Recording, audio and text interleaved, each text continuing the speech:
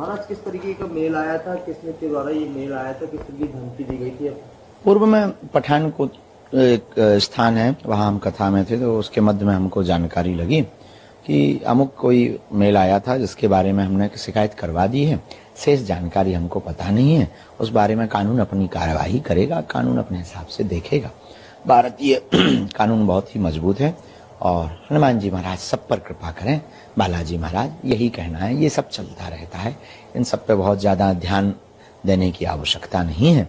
हमें अपने कार्य पे अनवरत लगे रहना है प्रभु की सेवा में। किस तरीके की धमकी थी महाराज उसमें? कोई बता रहा था कि मेल आया है, उसमें मेल तो हमारे पास रहता नहीं, वो तो ऑफिशियल में आया है। मारने की धमकी बता रहे थे, 10 लाख रुपया मांग रहे थे।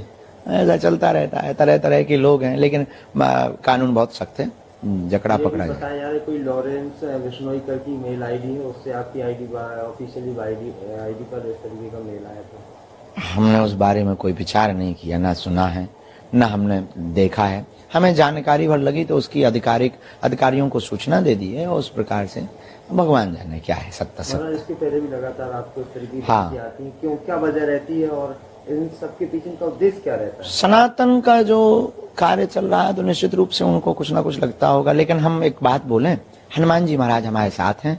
100 करोड़ भारतीय हिंदू हमारे साथ हैं, हम उनके लिए जी रहे, हम हिंदुओं के लिए लड़ेंगे, हिंदुओं के लिए बोलेंगे, सनातनी हिंदुओं की एकता के लिए जिएंगे, तो सनातनी हिंदुओं एकता के लिए ही अपने अंतिम क्षण तक जीते रहेंगे।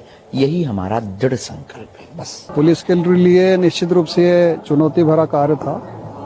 जिस शख्स ने आदरणीय गुरुजी को धमकी दी थी, उसको जो है साइबर पुलिस छतरपुर एवं एसपी साहब के कुशल नेतृत्व में हमने जो है पटना बिहार से सफलतापूर्वक उसको गिरफ्तार किया है और आज उसको कोर्ट में पेश किया, जहां से वो जेल चला गया।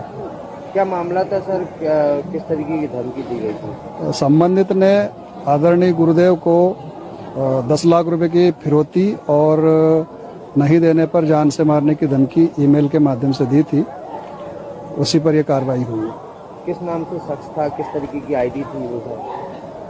इसने जो है अपने मोबाइल से जो है एक आईडी जनरेट किया था और उसके बाद में फिर ये एक बड़ा नाम जो लॉरेंस बिश्नोई गैंग जो proton.me पर निर्मित किया था, उसी का नाम का इस्तेमाल करके इसने जो है धमकी दी थी।